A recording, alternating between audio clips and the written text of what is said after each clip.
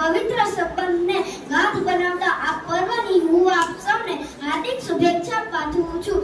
જીવન આપે તે માતા પિતા, પરંતુ તેને કઈ રીતે જીવવું તે શીખવે તે ગુરુ. ગુરુ પૂર્ણિમા આપણને યાદ અપાવે છે કે ગુરુઓનું આપણા જીવનમાં કેટલું મહત્વ છે. ગુરુ તો જ્ઞાનનો ભંડાર છે, તેની પાસેથી જેટલું મેળવીએ એટલું ઓછું છે. જેવી રીતે એક બગીચાના વિકાસ માટે સારા માળીની જરૂર પડે છે, તેવી જ રીતે જીવનના વિકાસ માટે સાચા ગુરુની જરૂર પડે છે. હા, એ ગુરુ જ છે જે પોતાના શિષ્યોને સફળ બનાવે છે.